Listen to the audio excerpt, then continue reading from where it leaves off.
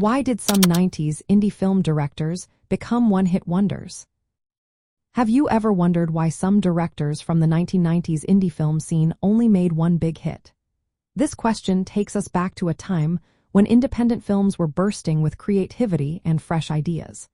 The 1990s saw a unique cultural moment where indie films captured the spirit of the times.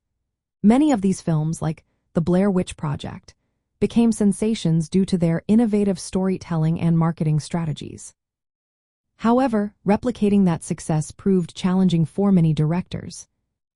One reason for this phenomenon is the novelty of the films themselves. The success of The Blair Witch Project was closely tied to its found footage style and the buzz created by early internet marketing. Directors Daniel Myrick and Eduardo Sanchez found it hard to match that initial excitement in their later works. The conditions that made their first film a hit simply could not be repeated. Another factor is the limited resources that indie directors often faced. Working with low budgets can spark creativity, but it also brings challenges. When directors tried to transition to bigger projects, they encountered studio interference and higher expectations. This shift sometimes stifled their creative control and made it difficult to secure funding for future films. Expectations also played a significant role. When a director's first film becomes a cult classic, the pressure to follow it up with something equally impressive can be overwhelming. Richard Kelly's Donnie Darko is a prime example.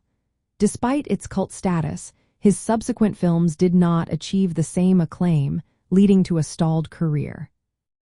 As the 1990s came to a close, audience tastes began to shift.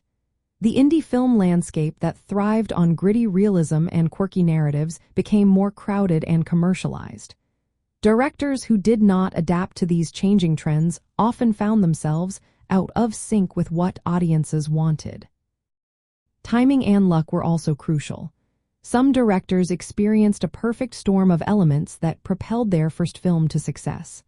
For instance, Jan de Bont's Speed was a massive hit, but his later films did not match that success. The combination of star power and concept was hard to replicate.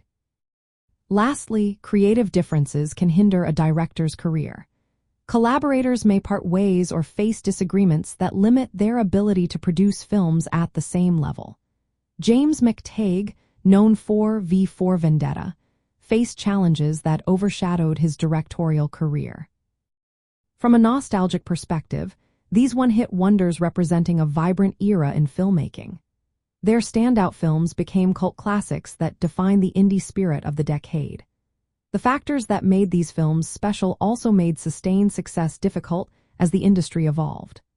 For today's filmmakers, understanding the importance of adapting to industry changes and managing expectations can be key to long-term success. The 1990s indie scene remains a touchstone for aspiring directors looking to make their mark with unique storytelling.